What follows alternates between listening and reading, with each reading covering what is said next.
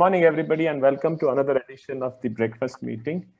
Today's topic, as mentioned by Udupa sir, is blockchain and cryptocurrency. And I think this is something that is always a bit of a mystery because we all get confused, probably because cryptocurrency is one of the most popular implementations of blockchain.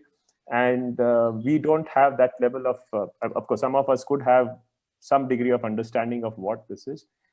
Today we have with the agenda where my co-host is actually a professor in information technology at NITK. So it's yet again a collaboration to get this episode to you.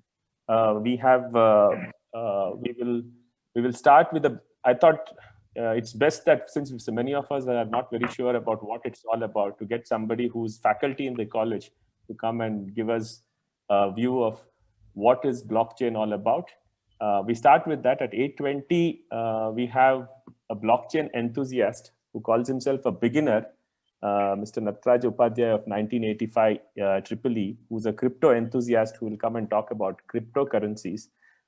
Yes, Mr. Nataraja has been a speaker before. He has very varying interests, right, from gardening to cryptocurrency. So we'll be talking about that. At 8:40, we have Mr. Sanjay Hastak, who is from the 1990 batch. He's going to talk on his topic is serving your breakfast menu from blockchain canteen. What we need to know on this chutney of digital disorder. After that, we'll have a Q&A followed by Bangalore chapter president, Mr. Basavaraj Deodar's briefing.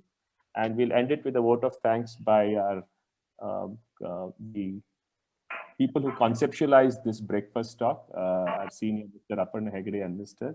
Udupa. So now I'll hand it over to Bhavna, Dr. Bhavna Rudra, professor at NITK Department of Information Technology, for her to give us some understanding of what is blockchain all about. Over to you, yes, Professor Bhavna. Thank you so much, sir, for inviting me for the breakfast meeting of blockchain technology. Good morning to one and all. I would like to share my screen. Bhavna, madam, let me know. We cannot see your image. Yes. Bhavna. Sir, I haven't switched on my camera, sir. All right. Because of bandwidth problem. Because of bandwidth problem, I haven't switched on camera. Achha, no just problem. 1 minute, I'll just switch on, then I'll switch off. Yeah. Just give me your face. Okay, sir.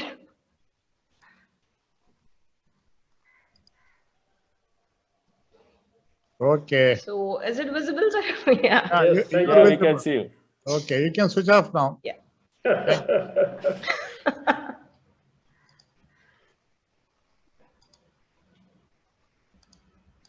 Continue.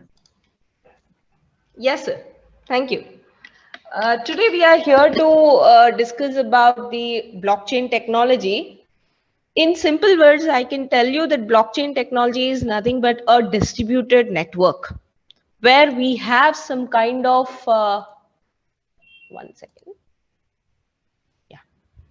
So now it is visible, right, sir? Screen? Very much. Yeah, yes. very much, please. And the slides which I'm changing? Yeah, we can see the slides. If you can do it on presentation mode, it will be better. It's in presentation mode only, sir. Oh, is it? Okay, I can see the outline on the left. Not yet. Not yet. Oh, can you? 1 second. It's in outline mode at the moment. Now it is better. Yeah. Now it is presentation. Good.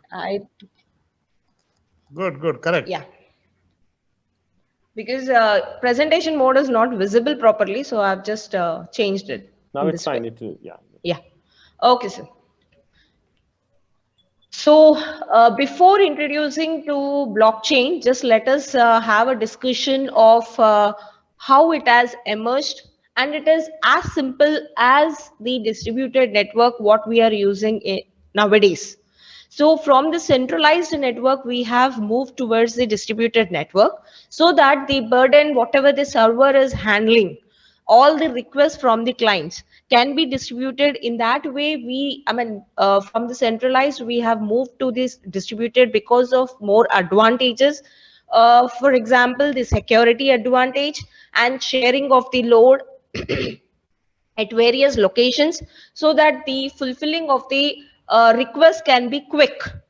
So fast, secured, transactions can be performed over the distributed network, and handling those problems which are going to arise at one location can be solved very quickly, rather than stopping the other clients to get involved with the transactions. So this is how the distributed network has emerged, and based on the distributed network concept, we have the concept of blockchain has emerged.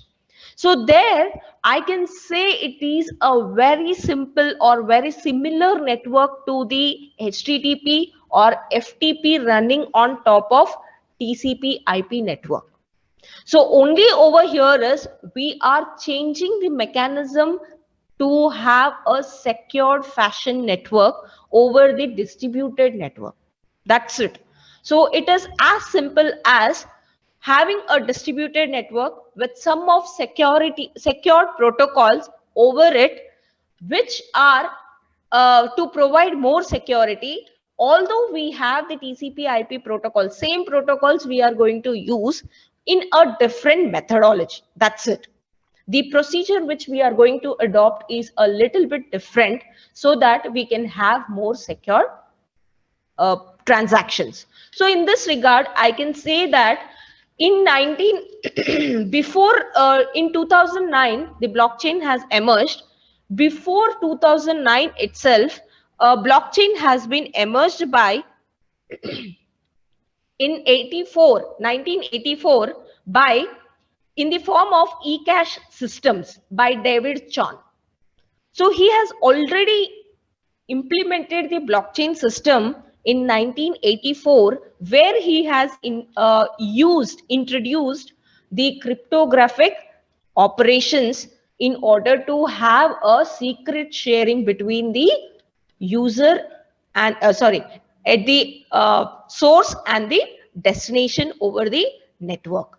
So those same concepts have been combined from 1984, what has invented. And after 1984, there was one more invention which has come as Hashcash.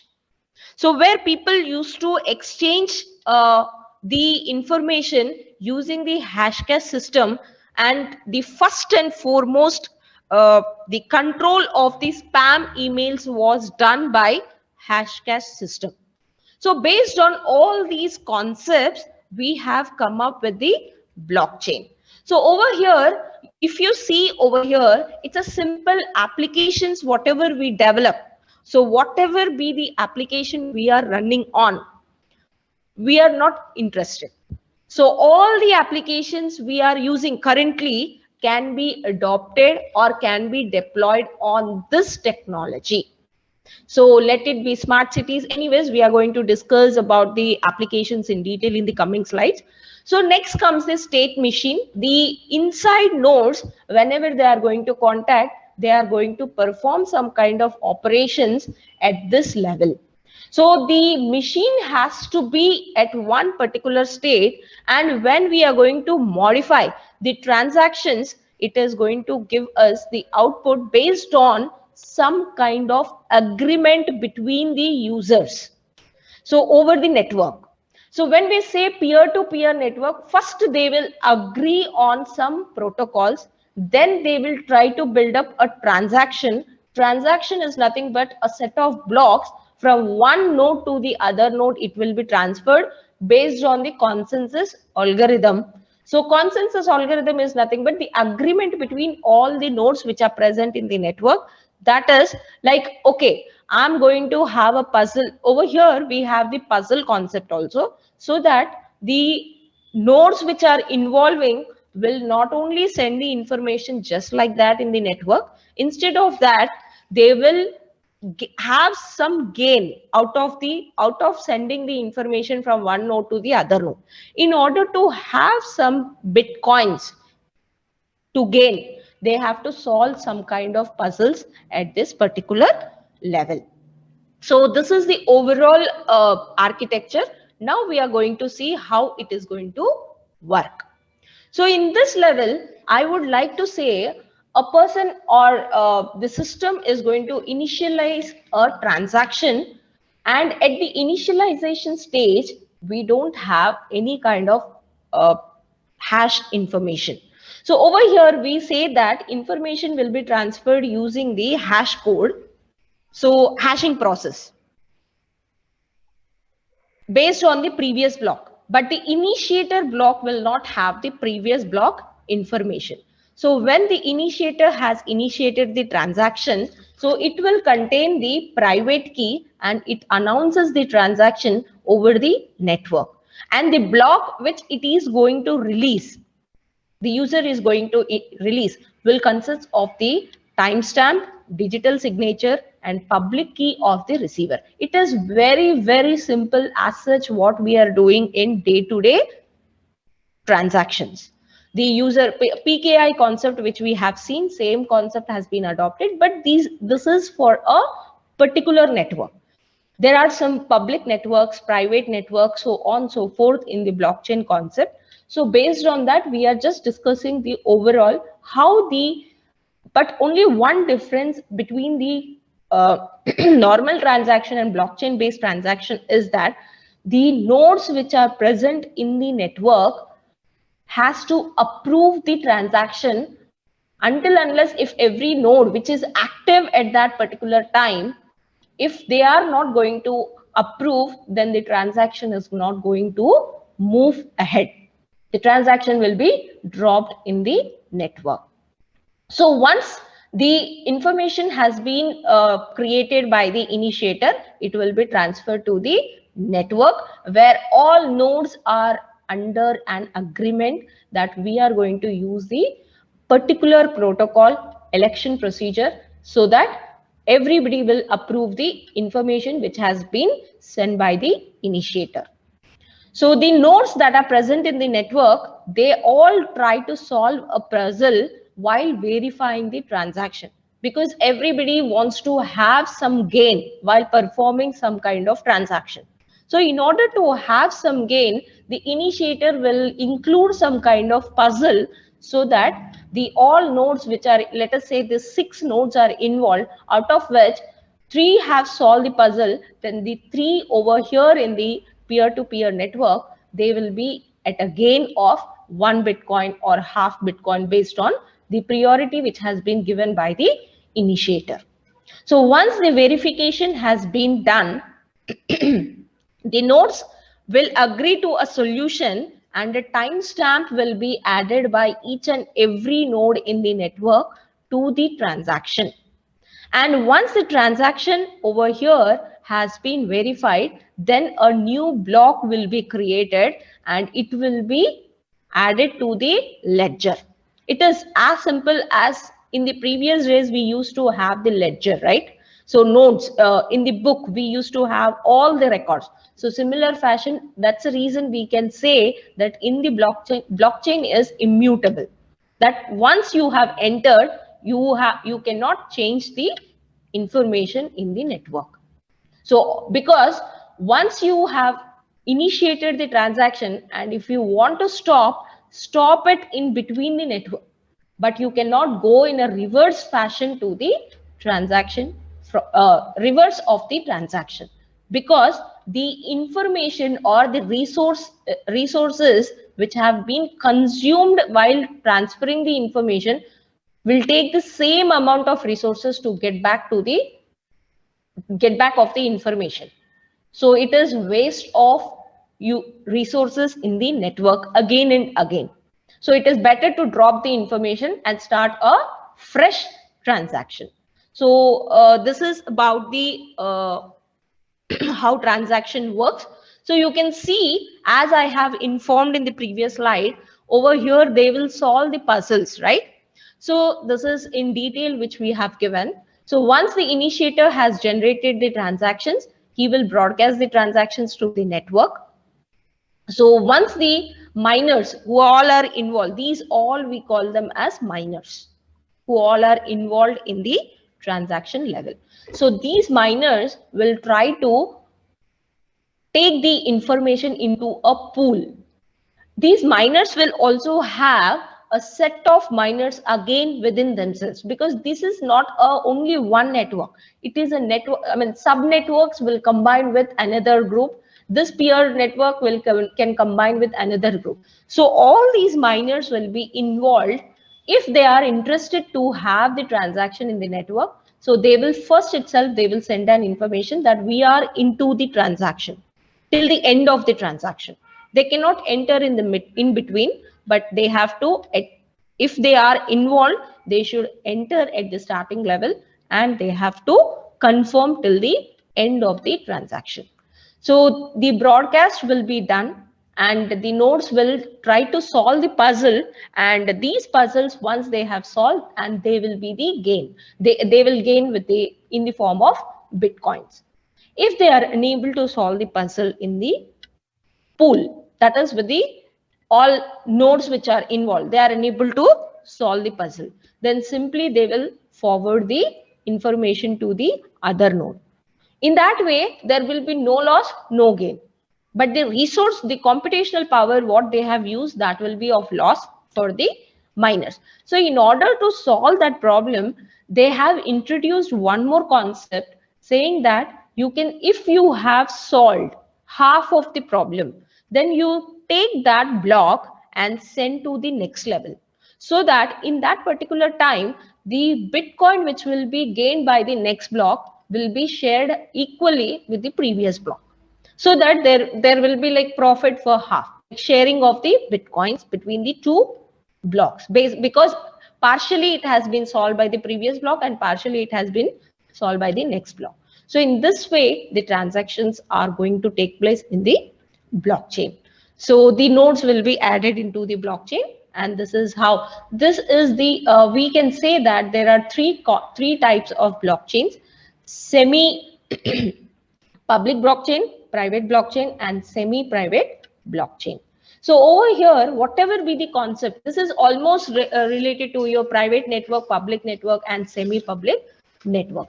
So it is like whatever be the organization, we are going to have a decentralized peer-to-peer network. Nodes which consist of the marketing participants. Over here, all members are equal in the network, and all transactions will be replicated to each other so that no one will have the different transactions in the network. All ledgers will be everywhere. All nodes has to maintain the ledgers, and these ledgers can be private or public, because it depends on what kind of algorithm we are using internally based on the protocols. Algorithm is nothing but over here is a simple protocol set of rules before we initiate the transaction. That's it.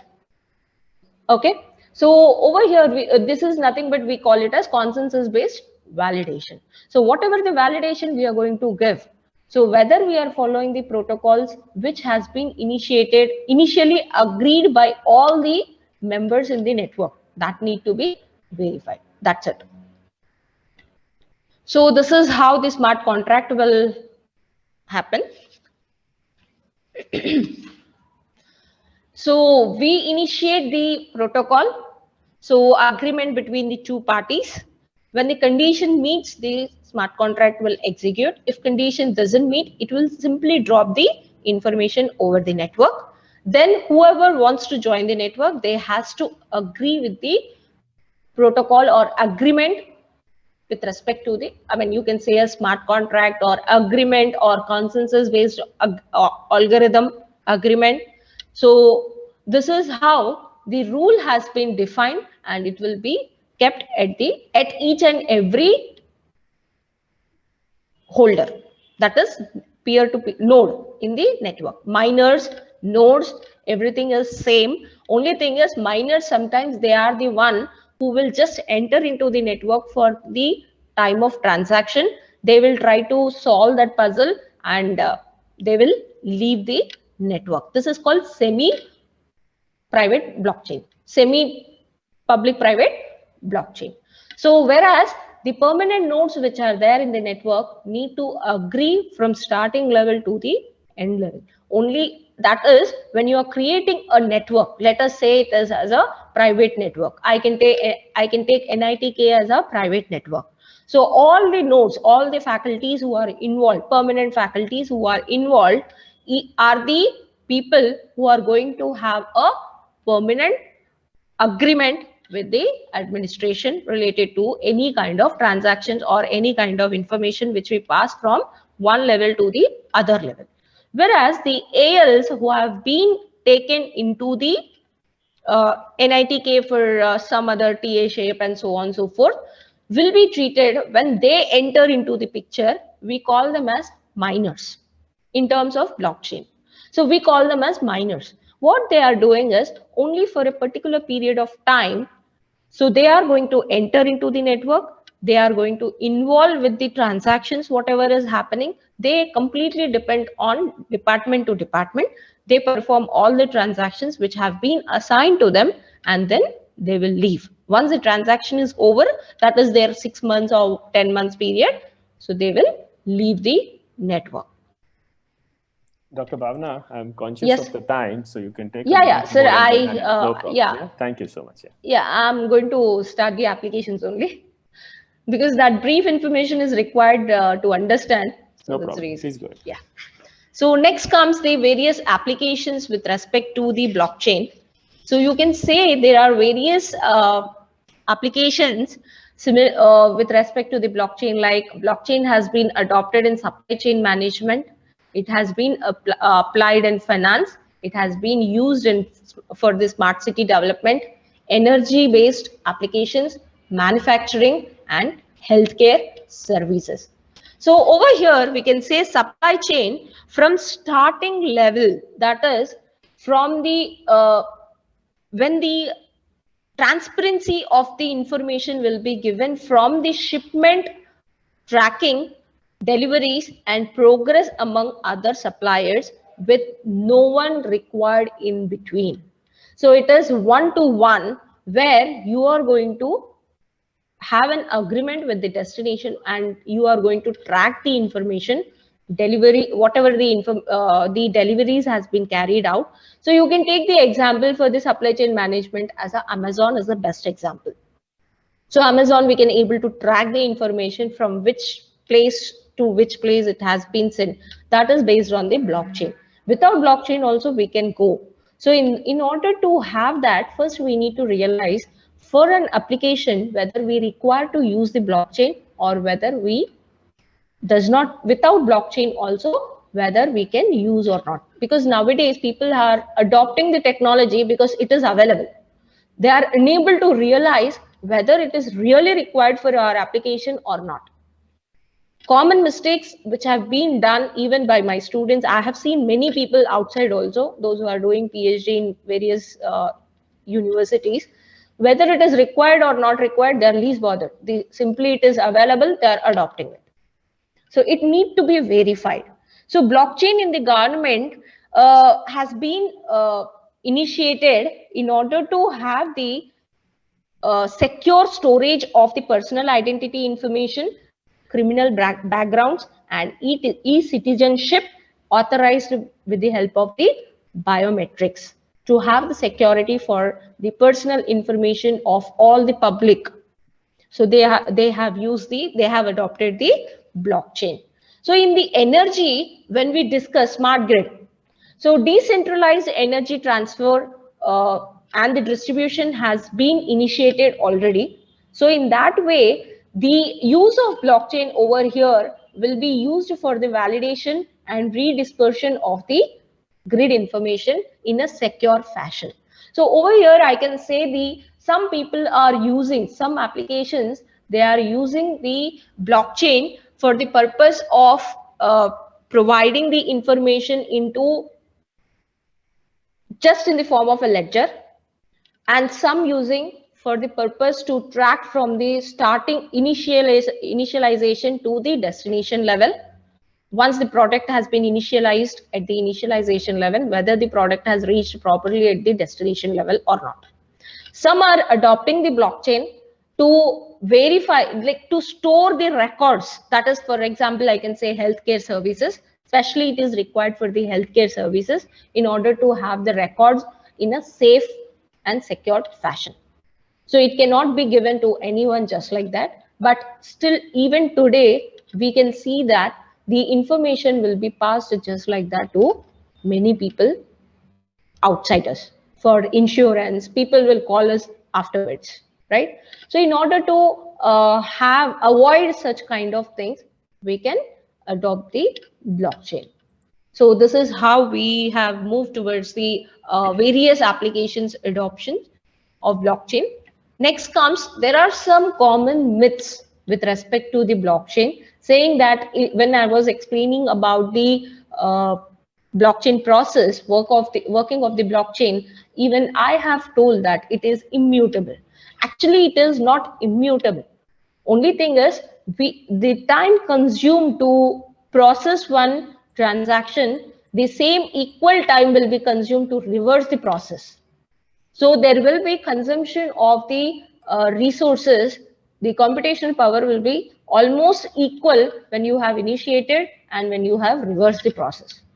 So similar, that's a reason I mean, in general, people will say that it is immutable, but it is not actually immutable. It can be taken back in reverse. Only thing is, it takes long time. That's it.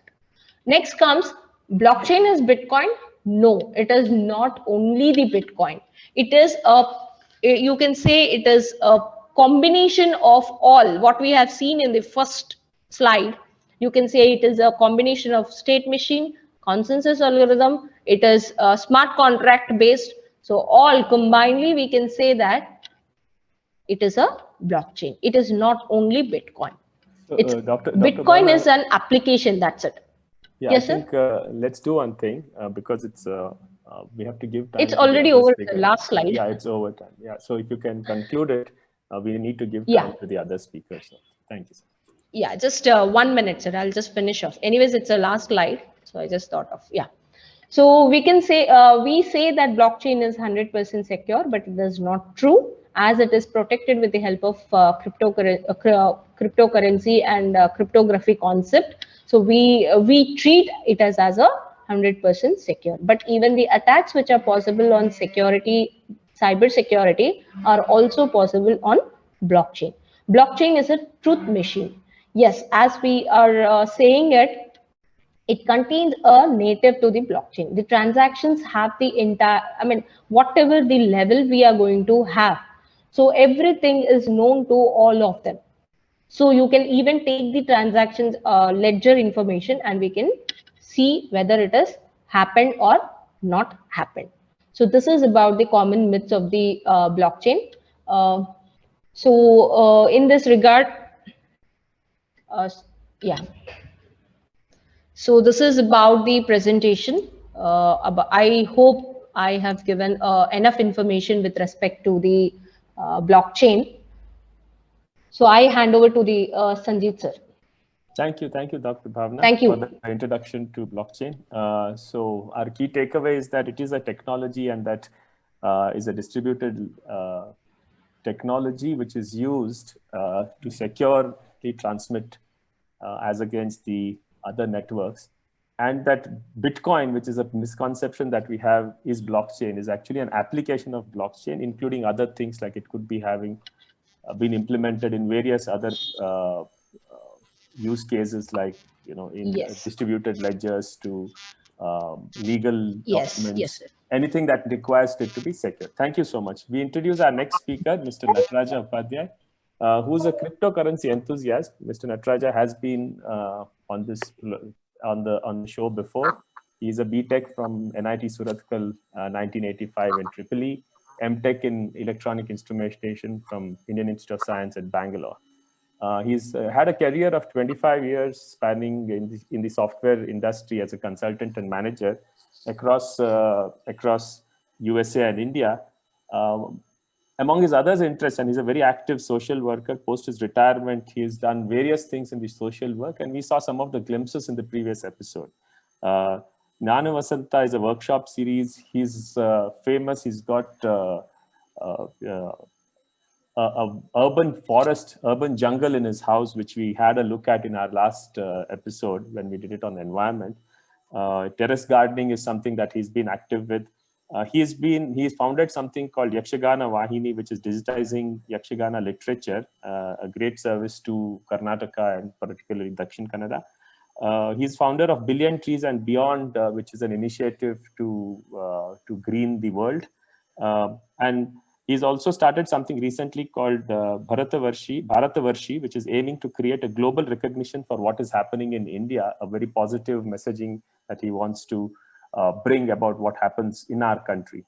And finally, as a crypto enthusiast, that's what we want to hear from him today. And he's going to be talking about cryptocurrency, a view from a very humble view from a beginner. So welcome, Nataraja sir. Over to you.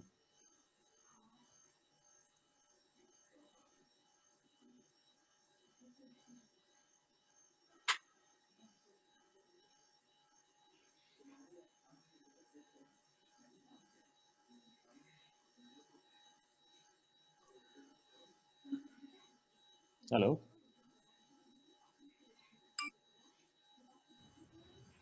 Hello, Nataraj. Nataraj, can you hear us? We can't hear you. We can see your deck. He's on mute as well. Sorry. I have been on mute. Let me just quickly repeat. Good morning, everyone. Nataraja Upadhyaya.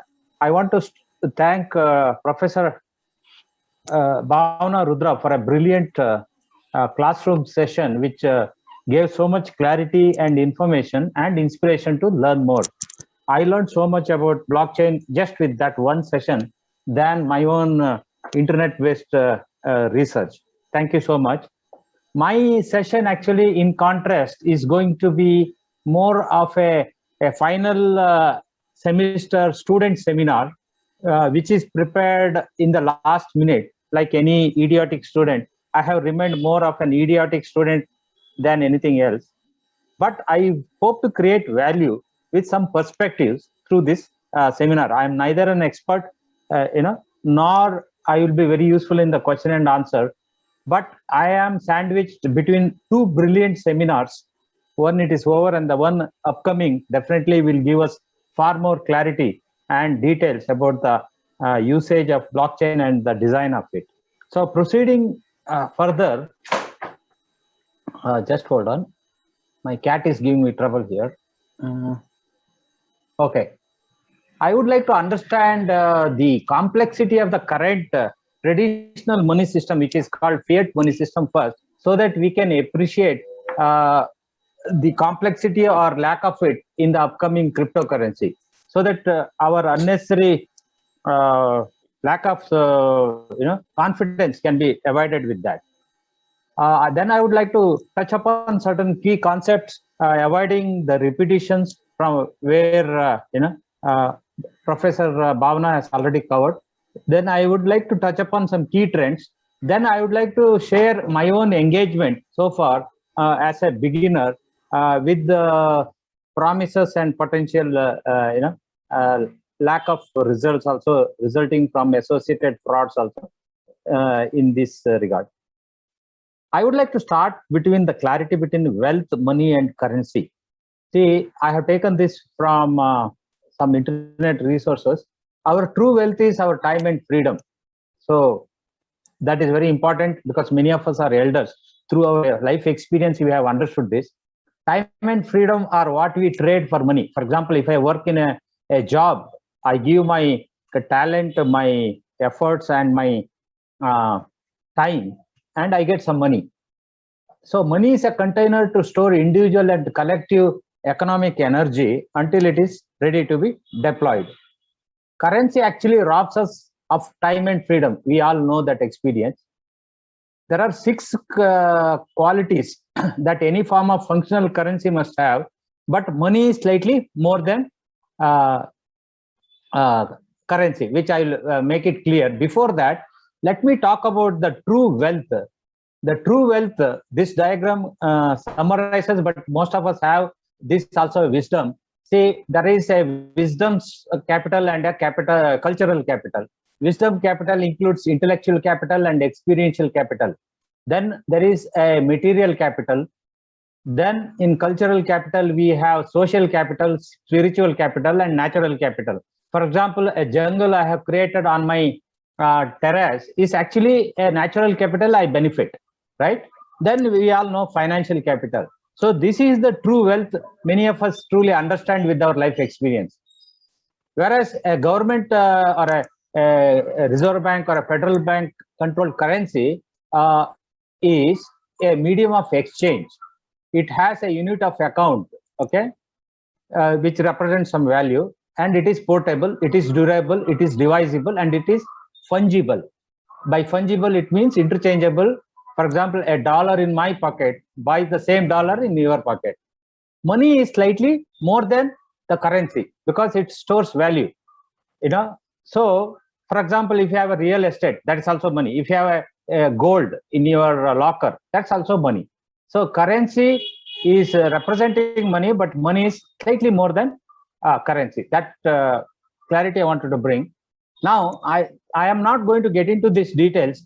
This is a typical overview of how the money gets generated and how the banks participate, how the federal banks participate, how the money gets multiplied through the bank through something called leverage. Here it is called fractional reserve lending. You know, these are the technical terms. Then how the taxation happens, how the inflation happens. I will not bore you to death with those details. You can catch it up later. So the point I want to carry is our traditional money system is very complex. In fact, if you notice, there is so much complexity in human society, and there is a hierarchy. So let us say an idiot like me in the bottom of the society, you can call me a sheep.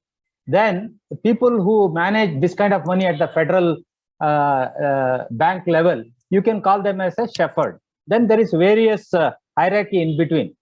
So like the sheep may feel that there is a dog which controls the sheep as a middle hierarchy before the shepherd. The sheep in the night, may be discussing. We don't know which sheep will be, culled tomorrow. So that is a conspiracy theory among the sheep. Similarly, we the sheep talk about conspiracy theory, but it's actually a hierarchical way of, manifesting the human expression. And being at the sheep level, we talk about conspiracy. Conspiracy is basically something we don't understand. It's not relevant to us. So I just want to give that clarity. That's all. So while the traditional money system itself is, seen with the conspiracy theory kind of a concern, I would say cryptocurrency makes it a bit more easier. So we need not feel hesitant to jump into cryptocurrency. So let me touch upon points, making sure there is no repetition with the Bhavana madam. It's a cryptocurrency is like a casino chip, but it is in digital form, right? So we already know it is a blockchain is in a key technology there. More than 10,000 different cryptocurrencies are there. That means it is mushrooming. This the whole concept is emerging at a speed we can catch, more than we can catch up with. Total value of cryptocurrencies is very volatile. It used to be more than trillion. With the recent correction, it might have come, below a trillion. But this volatility will, swing both ways. And some of the popular bitcoins are mentioned here. So next, why these cryptocurrencies are becoming very popular? I would say projected as the currency of the future. Okay, because there is a benefit of bypassing central bank in currency management. Because when central bank is involved, they have to introduce inflation. So basically, a central bank managed currency tends to move towards value zero. That is, what dollar could buy before or a rupee could buy before versus today. There is so much inflation. Got it, no? So people who are holding currency actually become poor year after year. Got it, no? So there is an effort to avoid this. I would add, based on my homework through this session, is that even central government, central banks know that they are also having issue with their current system. So they also welcome a change, a digital technology-driven change. So that will save the money system, because without reforms, the current money system can crack, which can cause a civil war kind of a situation. So all these are happening for the good of society. Next, this blockchain technology is wonderful. You already understood, and you will see more. And there is more security and more anonymity is there. That is privacy. And what is happening is that there is a speculation now because money supply will be limited in digital currency and demand will be expanding. Got it? No? So people are going in a frenzy manner. Got it? No? More than it's real worth it. So, like when we talked about robotics, we talked about key principles of robotics. Similarly, when you look at from an academic perspective, cryptocurrency also has these key 6 principles. I do not get into detail. There is no central authority required. System keeps an overview, defines whether new currency units can be created. Ownership is clear, allows transaction to be performed, and like in a unique system, you use a semaphore so that 2 simultaneous transactions do not cause mess. Similarly, such controls are here. Now, Bhavana Madam already covered some of these key milestones, so I will not repeat them. But you could see that since 1983 this started, but 2009 with the pseudonym Satoshi Nakamoto Bitcoin revolution started. Okay, then something more happened. So in 2018 already 1,800 cryptocurrency specs came. Now I am saying 10,000 of them are there. The beauty is that 2021 El Salvador became the first country to accept Bitcoin as a legal tender. This is not as big as a US government doing this, but this is telling the trend that are unfolding ahead. Okay, so some of the key terminologies, got it? No, it makes us confident to learn more. Basically, altcoins are the coins that came after Bitcoin, and some of them are becoming more popular than Bitcoins.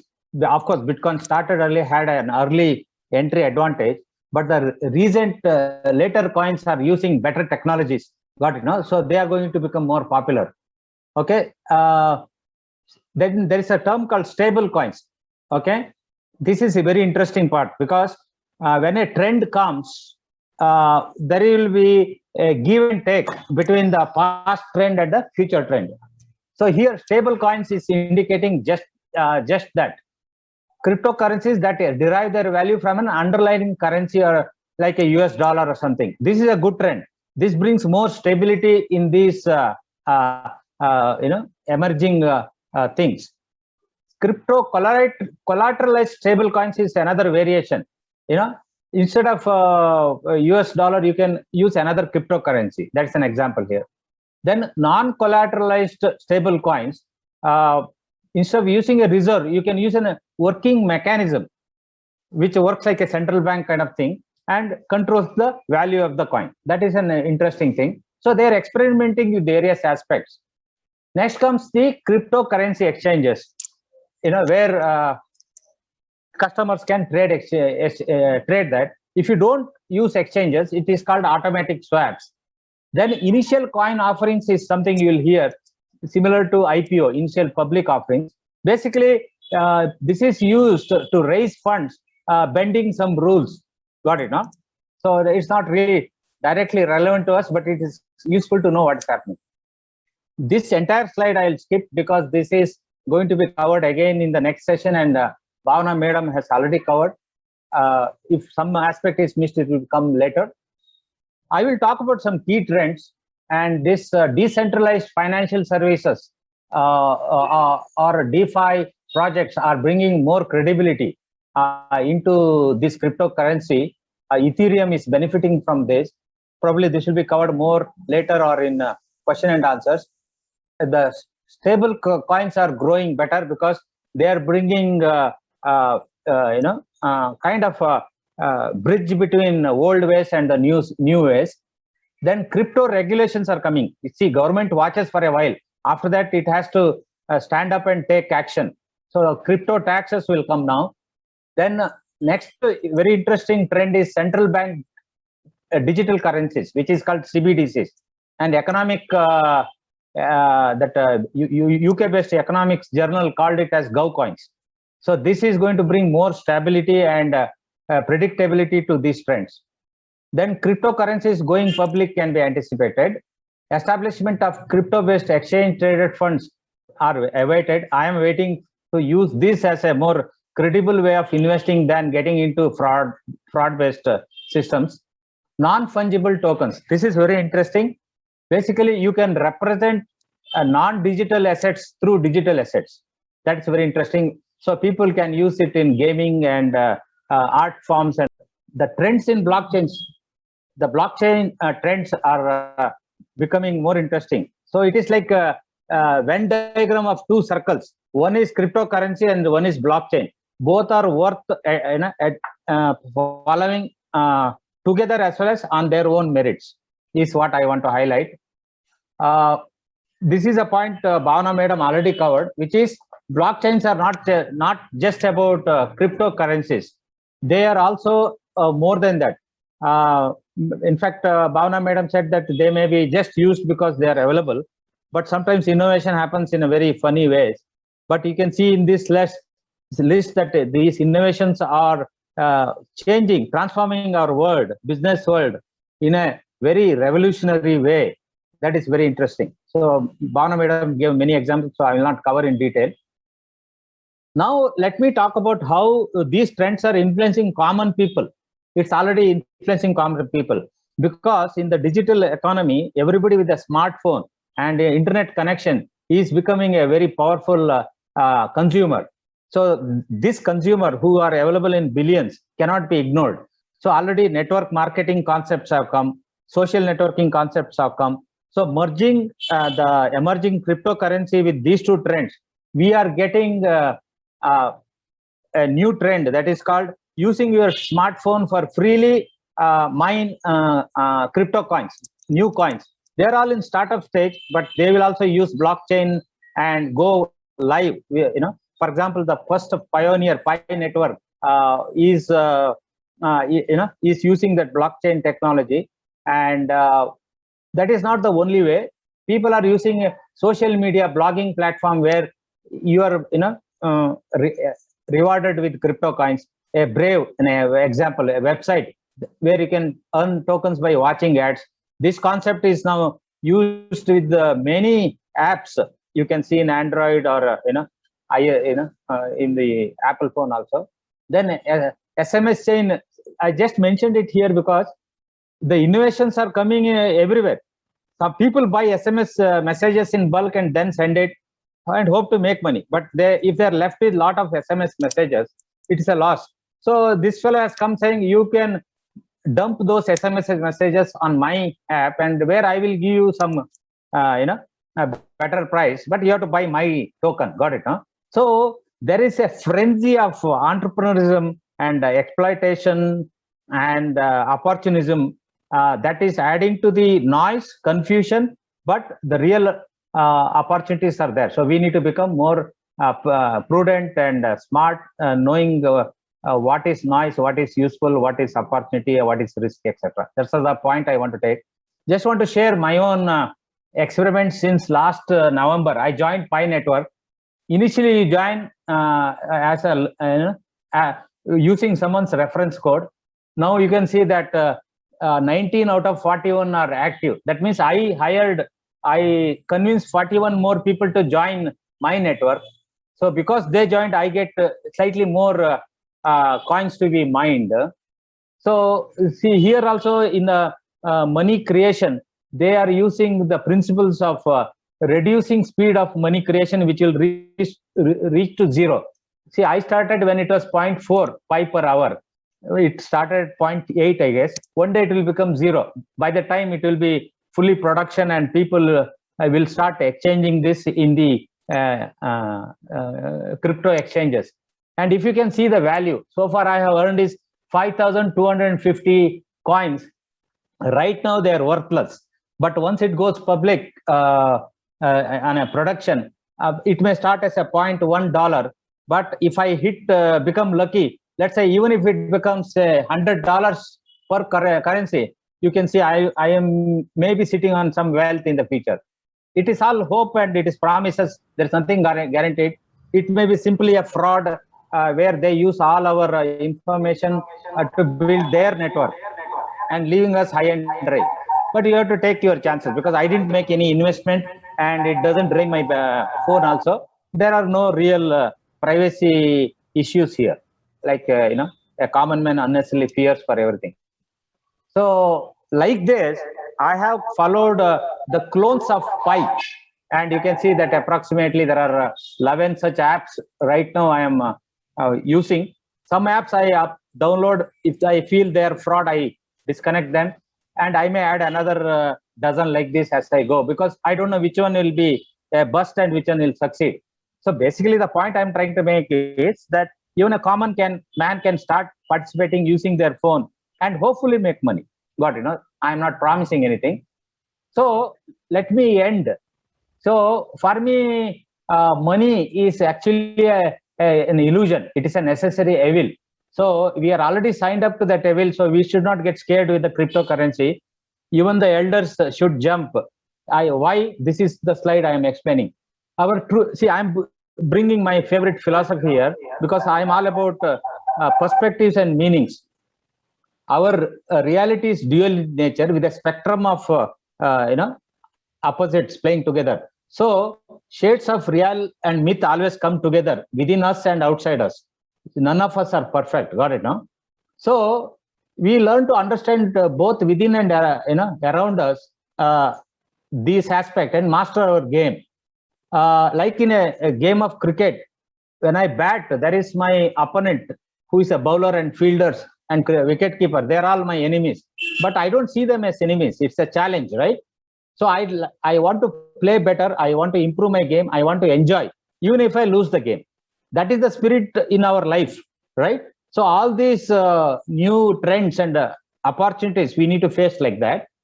And the journey and the accomplishment of the purpose, both will matter. Got it, huh?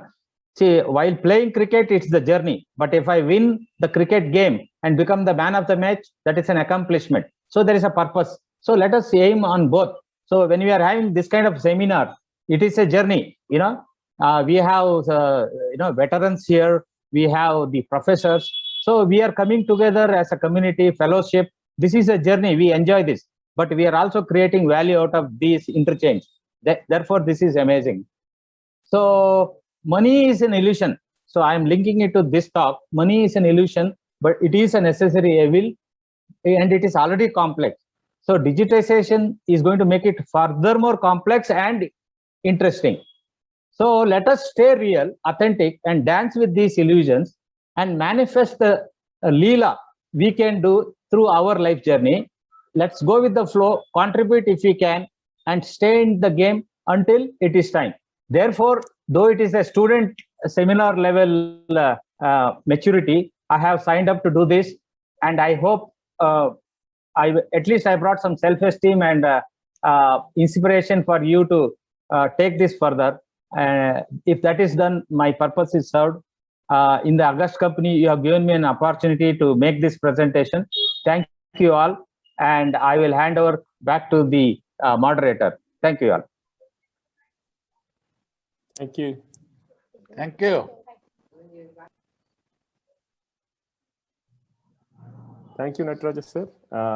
Hopefully, with your inspirational talk on usage of Bitcoins and the suggestions you have given on availability of apps, and all of us to give a try. So maybe we can all try to make some attempt to, make an attempt to get ourselves familiarized with it. I'm delighted to introduce our next speaker, Mr. Sanjay Hastak. He's from NIT Surat LKREC 1990 Chem batch, who spent many years in the area of sales and business development in the IT industry and worked at SAP. Interestingly, in 2008, he shifted to real estate, and in 2015, he has been in the space of making smart homes using IoT solutions. He's also in the business ecosystem in the space of hydrogen power infrastructure. He's on today as a speaker as he facilitates blockchain for key verticals in India. So welcome, Mr. Sanjay Hastak. Over to you. Udipa sir, you will be presenting the slides, right? Yeah, okay. Thank you. Thank you, Sanjeet, and thank you, Mr. Udipa. So, everything has been said. A lot of blockchain has been discussed. There really isn't much other than that. So I'm not going to get into technicals. And Mr. Udipa? Yeah, thank you. So everything is available in the public domain. It's online. Please do your research. And especially after such a discussion on cryptocurrency, I must highlight to you, and Mr. Upadhyay mentioned it very well, there's a frenzy of people trying to get rich quick in every way. Even that Pi thing is like that. So one of the best things that I have come across, and I think I want you to have a look at, is the Niti Aayog's report on blockchain. It's amazing. You will be surprised at how wonderful today's reports are coming out from the new government departments. It's filled with youngsters. It's filled with people who have got phenomenal worldwide exposure, very learned youngsters. Another place is the NSCI, which has a portal called TechSagar. So you can go there also. Mr. Oduppa, can you please run this? I'll try to go really fast. This is not a technical discourse. I am not even 1% capable of talking like how Dr. Bhavna does. I don't know about it also. In fact, I don't intend knowing much about the technicalities as well. Mr. Oduppa, can you please go further? Yeah. So my biggest objective in the next 10 to 15 minutes max is to get you familiarized. And I don't intend trying to teach nor get you totally acquainted with it. It's just so that you have seen a few terms. Mr. Oduppa, we can keep going on this, yes. Yes, so it's just for you to start getting used to certain new terms which will keep coming up. That's the biggest objective. The second objective, and especially that cryptocurrencies take all the narrative of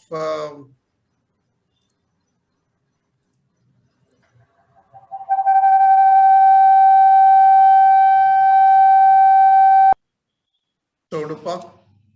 Yeah. Hello.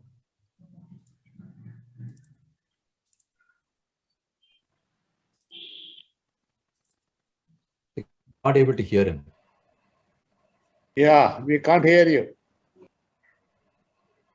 Let's see why you're not able to hear Mr. Sanjay. Yeah. Can you hear me? Yeah, we can hear you. Thank you.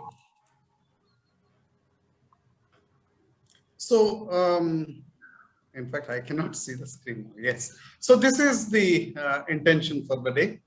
And Mr. Oduppa, we can keep going further, please. Okay. We are on quick service. We are on quick service, Mr. Sanjay. Yeah, we can keep going further, please.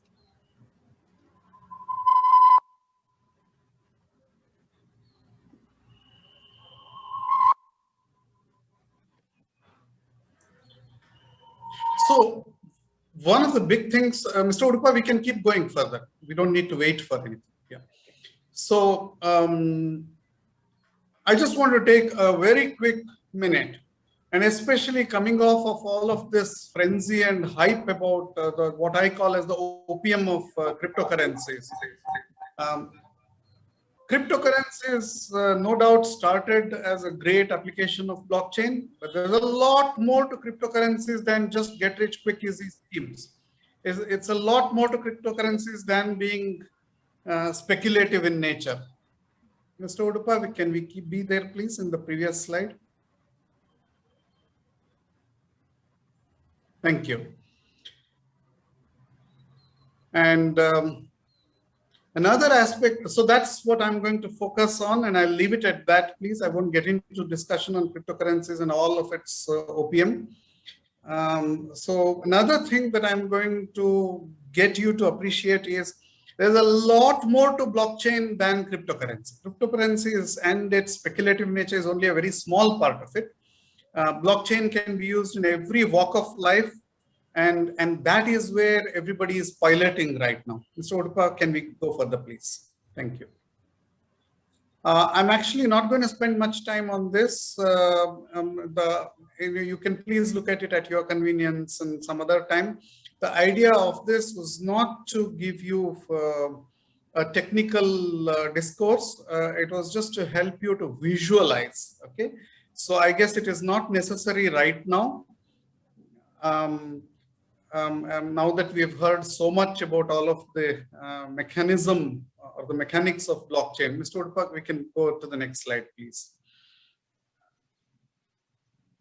So the idea of all of that technology is actually a resultant of, or the desire of, a holistic objective of the distributed ledger technology. And this is what it is.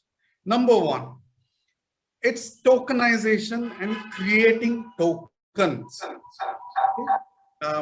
You can actually take anything and everything and make tokens out of it. Now, tokens are built on smart contracts. So all tokens are actually smart contracts, but all contracts are not tokens. We will not get into that right now, but just keep hearing these words because these will get thrown around in the next years and decades to come. So there's a whole blockchain platform which uses all of the nodes and the smart contracts with its tokens. Now that is like your Matrix, the movie Matrix, if you have seen. There's another very interesting thing here. All these days we are used to a bank or a government like an Aadhaar or UIDAI or somebody who holds the single source of truth. In contrast, with distributed ledger technologies, it's all about being a shared source of truth. Okay, we'll not get more into that, but please be aware that there is a big difference, and this is what endears many people to DLT. There's an enormous amount of verifiableness here.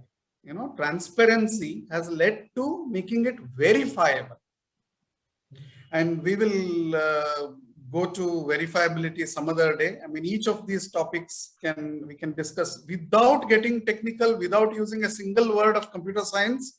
Sorry, Dr. Bhavna. We can talk about its business applications big time, every single line of this.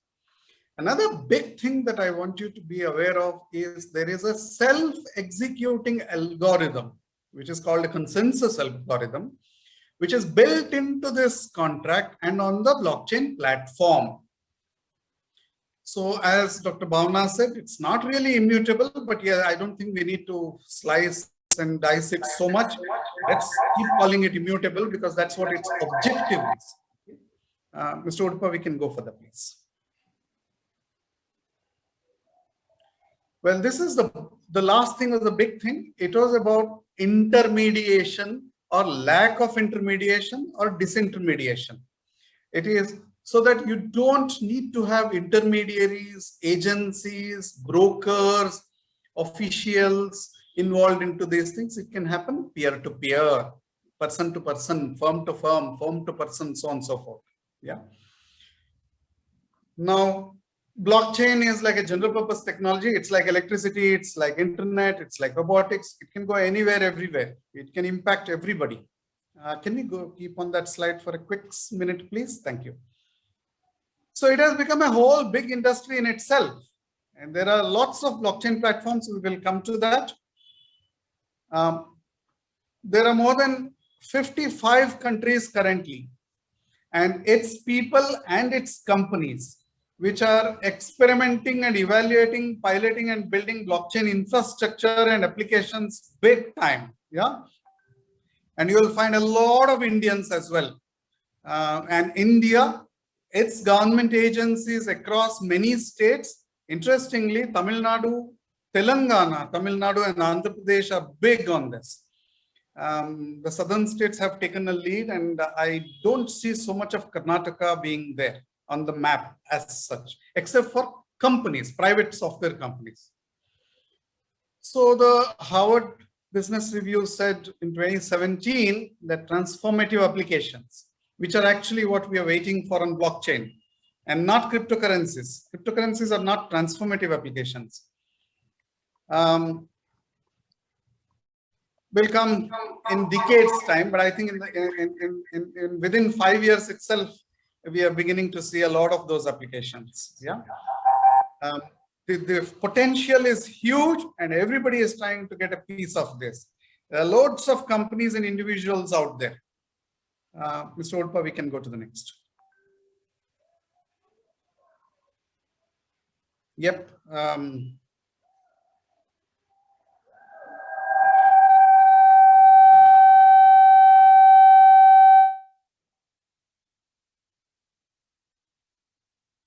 Mr. Odpa, we can go to the next, please.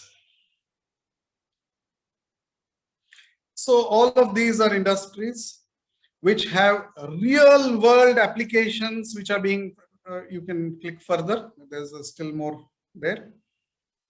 Yeah. Yes, please.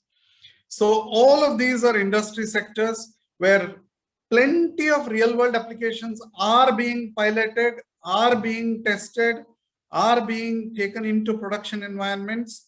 And especially amongst the government and public administration, you will hear more about it. That gets a lot of visibility. But you will find these applications going big time from blockchain. Yeah. So just to highlight once again, the cryptocurrency speculation and its trading is just a very small percentage of your entire blockchain applications right now. I think we have moved beyond that in the last 5 years, big time. Now, Mr. Odpa, we can go further, please. So, like how I told you, just if you want just one document, go look at the Niti Aayog's document. If you want to follow and look into the details, and if you've got a lot of time, just look at IBM's blockchain and you can get a lot of information. Very well presented. Yeah, I'm not from IBM. I never worked in IBM. This is not a sponsorship statement. Great. So here on, I'll start introducing lots of terms and you'll keep hearing this. You have heard a lot of many of them. So blockchain platforms and networks are either public or private. Yeah. Now they can be permissioned, or so basically you have a small control group of yours, or you can let it open and anybody can join. Yeah. Or you can make a hybrid of it, which is called consortium or federated blockchain. Now this is you've all heard of SaaS. Now here is blockchain as a service. That's also getting popular, but then it's a very small thing. Microsoft Azure dropped its initiative in the BA space last year. And but then it's very important. There are lots of companies I know which are putting up applications there. Now we have all apps on our mobiles and on our laptops. You're going to have DApps henceforth, which is the distributed apps. Now these are your Ethereum, Ripple, IBM blockchain, Hashgraph, Hedera Hashgraph, Hyperledger, so on and so forth. All these are very popular blockchain platforms. Right? We can go further, please. Okay, just a very quick minute here, please. We all are used to digital wallets on our Paytm or Airtel wallets or so on and so forth. Every industry every company has started building its own wallet, and then they eventually link it up with a bank, which they get an approval for from the RBI and from the government and so on and so forth. Now, blockchain wallets are very similar. It's just that it is integrated and or built onto a blockchain platform. So crypto assets are used big on this. Now, they could be tokens, and those tokens could be a cryptocurrency, could be. One of the large applications of wallets will be cryptocurrencies, but it's not limited to that. I don't want you to think like that. So obviously it will lead to trading platforms, it will lead to exchanges, derivatives, so on and so forth. There was a recent incident, I don't know how many of you are familiar with it, about ransomware attack on an oil and gas company in the US, and they paid $4.5 million worth of bitcoins as ransom to that company on a crypto wallet, a blockchain wallet. And because of that, they were able to, the FBI or whoever was behind it, they were able to track that wallet and its owner, and they recovered a good large percentage of it. Yeah, we can go further. Now you're going to hear this a lot: decentralized finance and CBDC, which Mr. Nataraj covered. So a lot of countries, a lot of central banks around the world, majority of them actually, are all very seriously evaluating it. Countries like Thailand are also big into this. China has actually gone many steps ahead, and they have got about 10 million people with whom they are piloting this digital currency, and so on and so forth. So America, I think, is also very, they are sitting tight. They are observing, they are getting into this in a big way. And I think most of us will follow what is done there, thanks to all the commerce. We can go further, please. Well, here is where I'll spend a minute. The biggest business and commerce that is going to happen on blockchain will be in tokenization. And this is where all of the software companies are going to get a lot of business, and all of the non-software companies and everybody who does business and commerce is going to use blockchain into their applications by tokenization. You take a share, you take a flat, you take anything that you need to transfer, own, convey, and then you split it up, you make tokens out of it. It's like selling a company. It's like making a company. A company is nothing but an X number of shares that the promoters or the proprietors own. So to build those tokens, building the tokens, putting a regulatory layer around it, which is what is securitization all about, working with the governance framework on it is what tokenization and token offerings will lead to. So we've moved from IPOs to ICOs, which by the way was a big fiasco. We now move to STOs. There have been quite a few STOs which have happened around the world in many industries. In India, it still will take a lot of time, and so we'll get to that some other time. That's a whole new topic in itself. A quick word on NFTs, which is the non-fungible tokens. There's a lot of vanity and novelty. There's a lot of speculation. There's a lot of interest because of the frenzy, which Mr. Upadhyay mentioned very well. So don't get taken to it and don't try to get into it unless you are extremely sure you are driving the market, you are at the front seat. We can go to the next one, please. We're going to hear this also a lot going forward. Self-sovereign identity using blockchain, is when all of us can prove our digital identity for any contract, by using a blockchain platform or a blockchain application or a DApps. Okay, I'm linking it with the very many things that we are talking about. It also, again, typical to blockchain, we are going to lessen the need or remove the need in some ways, but we don't know when that will happen and how that will happen, but it is going to happen in that. Need for an intermediary, okay, and how we ourselves can take control of it. So this is the big thing, how we can take control of all of our transactions and commerce and so on and so forth without having to depend on a government entity or a bank or some other intermediary. We can go to the next one, please. This is a big thing. I know until so countries like Australia, countries like USA, Japan, and Singapore, China, Switzerland, so on and so forth, have started way ahead. They have built a lot of legal framework, governance framework, regulatory framework in order to manage. Whereas we in India, we look at what is the quick business opportunity for our manpower, for our headcount, for our skill development, for building our revenues tomorrow. And so we are rather late. I know lots of people who are in this, but most of them have actually gone to Europe and US or to Australia and have interned there. So we are now slowly coming up to this. And until we come up to the building a regulatory framework, we won't be able to deploy it into the public. So the public applications are not really going to happen until we build the regulatory framework. You will be surprised.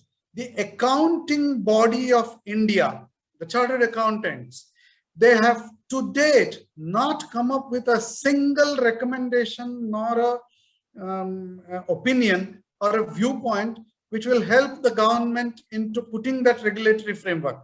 Niti Aayog is doing all of it through its own expertise and through its associate entities within the various government chains.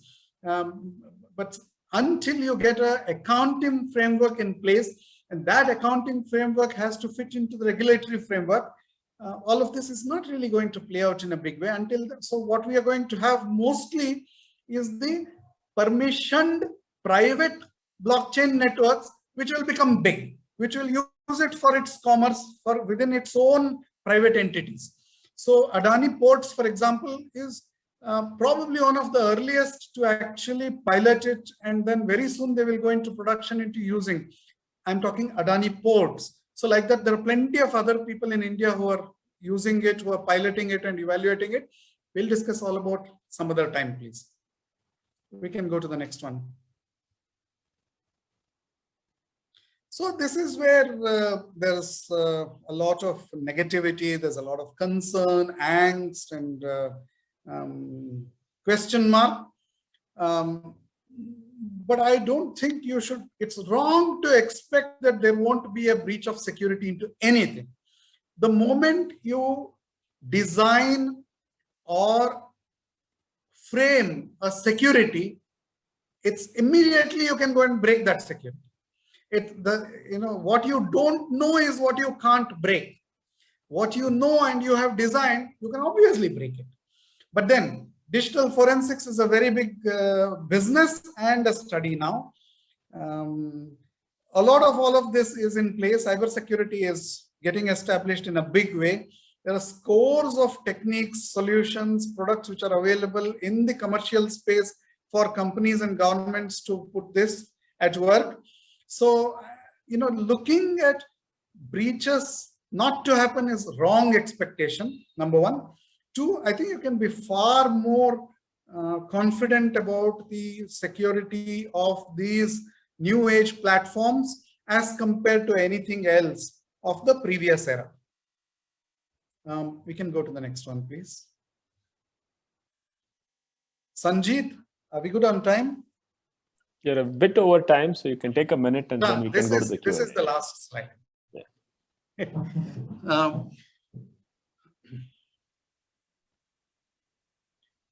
So there is a high entry cost. Most of the people that I have interacted over the last year and a half and plus around the world in blockchain application space, who are all piloting and getting into these commercial products. The tendency is to focus only on the software element of it. And make no mistake, the software element of tokenization and the blockchain platform, which provides that software and its contracts and algorithms and the hosting setups and all of that, that is only a small part of it. It's only 25%, just to throw a number. there's a huge, it's like any business, it's like any industry, you know, you have a whole set of business ecosystem which needs to work around it to make the end product or the end application successful. Yeah, we'll get to that some other time. Government's practices are yet to really get established. You know, they are still in evaluation mode, most of it. So integration with fiat economies, and fiat economies or the fiat currencies and the fiat commerce is the prevalent one. It has taken ages to come to where we are today. Now, you can't replace that and then in the next, all of a sudden, it doesn't work like that. You need to bring regulatory systems. There's a huge amount of question mark there, and it is all yet to happen. Accounting integration has to happen. Another thing which we need to keep in mind is right now, this is more in the realm of people who understand software, who understand technology, who understand the new age of doing business. We can't just leave for such digital business ecosystem to happen only in those digital savvy people. It has to happen to underprivileged people and also to people who don't care about technology and who can't speak English also. Okay. Now, keep in mind, the basic platform of blockchain absolutely 100% requires a technical and a mining infrastructure at the core of it right now. And that dependence is very much there, and that will have a big impact, and that's a topic for some other day. So this is what it is. Happy to take questions if you've got time, or otherwise you can always please feel free to send me an email, call, message, whatever you want to do, and we can take it up according to that. I'm done, Sanjeet and Odupa. Thank you. Thank you so much, Sanjay. That was very insightful. Maybe one question, I think Yajna sir had a question saying, and I think you kind of mentioned, but nonetheless I'll ask, who can mine Bitcoins and what resources may be required in terms of education, money and marketing on that? Just a high level view, probably. You can say. Very high level view. Yeah. You need money. The hardware for mining is expensive. You need to know the technicality. I and you and everybody, just because we have some software background cannot do it. We need to be, we need to put money on it. We need to understand technology, or we need to set up firms and then hire a lot of people to do that. Currently, there are East European companies, Chinese companies are big in mining. A majority of 80% of the mining is happening between East Europe and the Chinese and Russian locations. So, again, I would recommend people don't go into mining. It's not a get rich quick scheme. Everybody thinks it's an easy game. You know, what's there in mining? Let me Google it and find out how to. Let me order a system from Amazon, bring it, and then let's run it. So the issues of power consumption for mining and all are very small things. It's a big deal, but it's not the thing that makes it or breaks it. Okay. It just catches attention, that's all. So I don't think that's really a big deal for people to worry about right now. Okay. There are specialized companies. Yeah. I know there are lots of questions in this chat, but I'm sorry I have not been able to go through that. If you have left your name, number or something, I can always get back to you. Is it safe to invest in cryptocurrencies? Please don't do it if you are not at the forefront of that technology. If you are just a person who is an enthusiast, please don't do it. Not at this stage. I would strongly recommend again, and I'm taking a position here. Okay. And there's one last question. Do you know anything about what NASSCOM is playing to role influence India? I mean, is NASSCOM playing any role to influence trends, yes, it India is. trends yes, in crypto and blockchain? Oh. It does. It is. Obviously, there are very well, very smart and very capable people there at NASSCOM, and it is the body right now.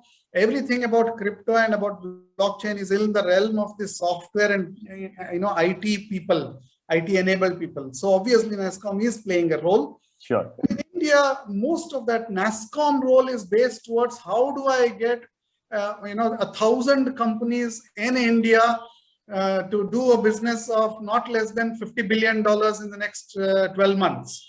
It's in that approach. It's in that way, right? Right. But then, yes, there are blockchain applications which are coming and so on and so forth. NASSCOM is not a pivotal role, but it is more in the role of supporting these companies. Sure. And like you rightly mentioned, I suppose there's more to adoption than just the technology, right? And you've rightly put it that technology is just one component of it, whereas its application really to develop the ecosystem and put in tokenizations across businesses. That's where probably adoption is going to be driven. And that's not something that a technology company can do. Somebody has to figure out that I can use it in real estate versus use it in, in record keeping or whatever. One is how to do it. And another is to bring the regulatory and accounting integration into those tokenization activities.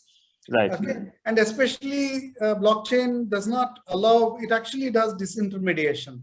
So you have to be, and it is cross-border. So you need to be really, really sure about bringing an entire ecosystem of people. Again, you'll end up getting a whole lot of, I have, for those who are interested, can go to our website on BlockSagar and then look at the myriad number of consultants, myriad number of companies which get involved into making anything of blockchain successful, even if you want to do a pilot today. Sir, I have one small clarification, boss. The government of India, is it thinking about the GST, income tax, and other statutory data into the system through the blockchain technology? And we were told in next 5 years, even the balance sheet of all the companies are being prepared by the GST Council portal. Is it that kind of a distributed network is going to do that job? Your question has two parts in it. The first part, absolutely, you bet on it. The Indian government, the bureaucratic departments today across India, both central government as well as in many state governments, are extremely well equipped, and they've got a lot of youngsters who are driving this and who are doing many pilot programs. It's really coming off very well in India, in the government, I would say. Okay. So your first part is very true. But the second part, is it going to replace everything? Is it going to get into my GST in the next 5 years? Highly, very, very, very unlikely. And it's not going to happen like that. It is not going to work like that. We have to, so which is what I talked about in one of the slides. Yeah. The last slide, actually. You have to make this seep into the general population. The general population is not tech savvy, does not get into English, is not exposed to what's happening in Russia or in Liechtenstein or Cayman Islands or Cyprus, or now you're hearing about Ecuador doing things to do with Bitcoin and so on and so forth. He's not getting into all of those things. He will not get there. Yeah. Okay. Sir, I have 3 questions. One for the current speaker. In terms of Indian government becoming more proactive to exploit these emerging trends, is there anything more these various agencies, maybe academics, industries, etc., can do? That's number 1 question. And for Bhavna Madam, question is there a trend coming in Indian academic world as to make contribution to these areas in terms of research or innovation or development? And one question for both of you is, see, 2 years back, we could not see working from home or doing online meet for everything. So the changes are coming beyond our expectation or anticipation. So all these 2 trends, what changes we can anticipate in the near future? Thank you. I'll let Dr. Bhavna take over, because I'm just going to pass that with due respects, Mr. Upadhyay. It's a theoretical question. I don't want to get into that right in this session here. So I'll pass that. I'll let Dr. Bhavna take over. Yes, sir. In the education, already some organizations have come forward for the research and development with respect to the blockchain. And some of them, they already implemented the blockchain for their universities. whether it may be private colleges or universities, to store the degrees, transcripts, elimination for the loss of the data in future. So they started maintaining it in a secure fashion. So only the like the concept of blockchain, as it will be assigned to 2 or 3 members over there for the access, and unless they all approve it, they cannot. So slowly it has been entered, even the question papers from one place to the other place. So transferring the question papers using the supply chain management help with respect to the blockchain. So they started implementing in the education system, and still it is a very, I can say in India, it is a trendy one nowadays, that people are selecting blockchain as a research issue. Whereas still it has to get improved, and slowly people are adopting. Research oriented, yeah, many industries have adopted. Similarly, education sector also adopting the blockchain for various purposes. So I hope I have cleared my answer to the question.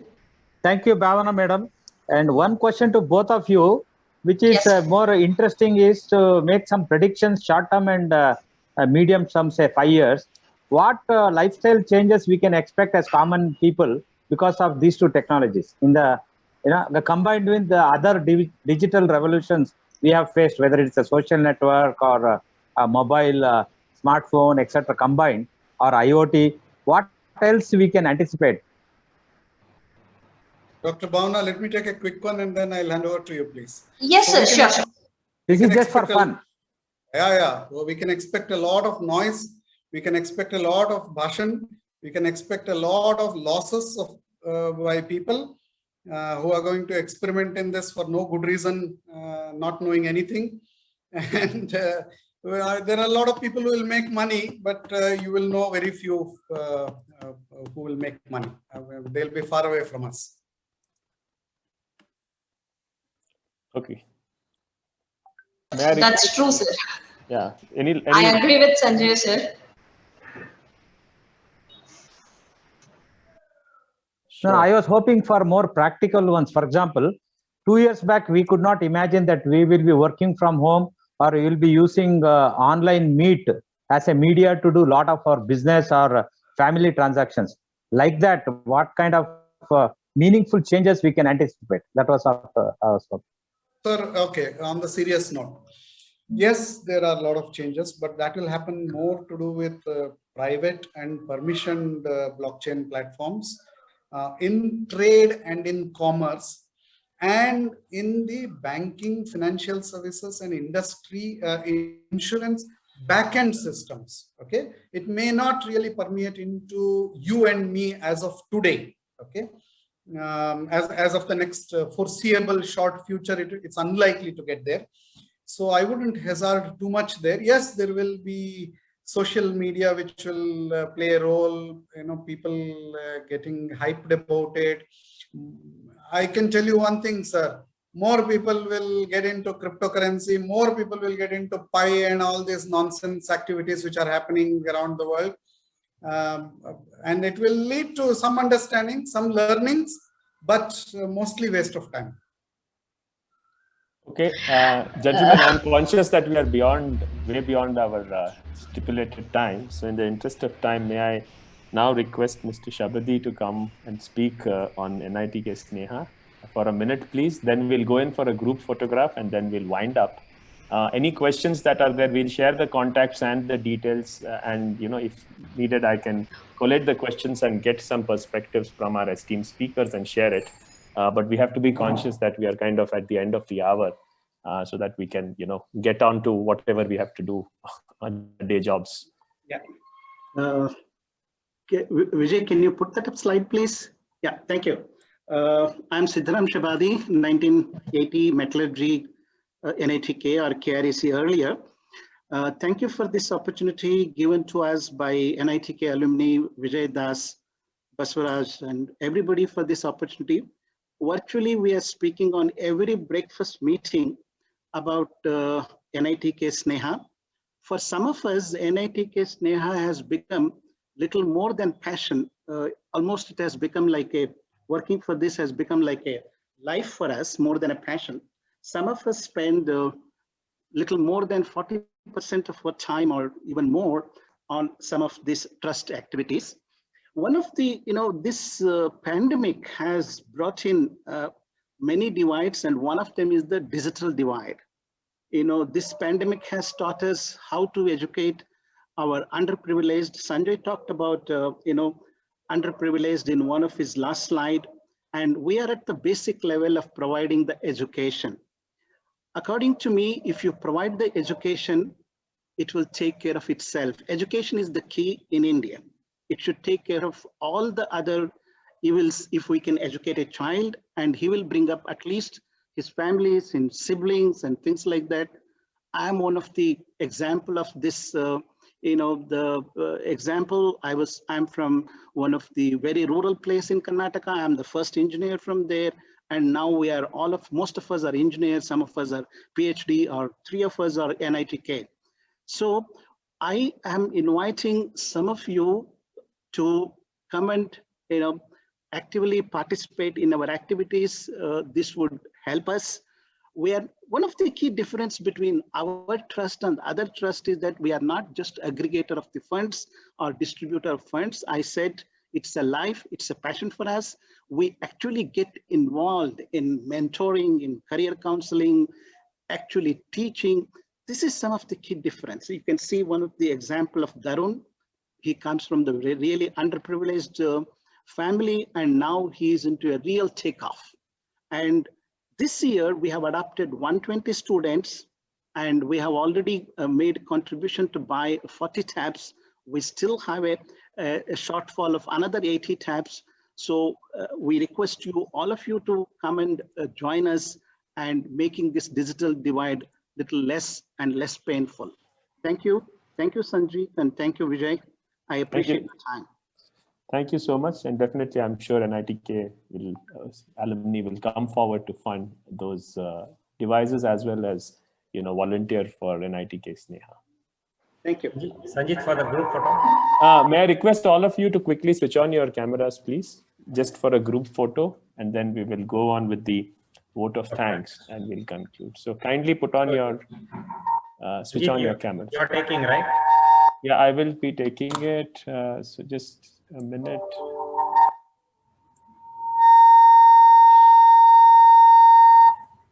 Yeah. There. Yeah, I'm done. I've taken the group photo. May I now request our senior Appanakoti sir to kindly come and once done. Yeah, Dr. Bhavana, Dr. Sanjay, and our coordinators, all our friends who have come on the platform for this webinar. It's a wonderful. The session was excellent. Thank you very much. We will keep meeting and we will keep growing. Thank you. Okay. I don't know why there is echo. Yeah, I think Vijay, you have logged in from 2 devices. Switch off one of the device or keep it on. Okay. Yeah, just now, keep the volume 0 and mute it. Then it will not echo. Even the volume should be, if you are on 2 devices, the one device should be completely, even the volume should be 0. Okay, now okay? Seems to be okay. Please go ahead. Okay. Is it okay now? Yeah. Hello? Yeah. Can you hear me now? We can hear you. Go ahead. Hello? We can hear you. We can hear you. Yeah, thank you. So thanks a lot. And that was wonderful and short of time, but a lot of information. And with another interesting session, we'll come back next month, definitely. And thanks to the organizer, coordinators, today's coordinators, Dr. Bhavana Rudra and Sanjeet Rao. Wonderful, this one. Thank you very much. Okay. Thank you. And let us meet next month on 18th August on a new topic. Thank you. Bye-bye. Thank you. Thank you, sir. Thank you. Thank you, everyone. Sir. Thank you all. Thank you all. Thank you, Nataraja. Thank you, the speakers. Yes, Nataraja and Shashank and. Thank you all. I enjoyed it. Thank you. Yeah. Thank you.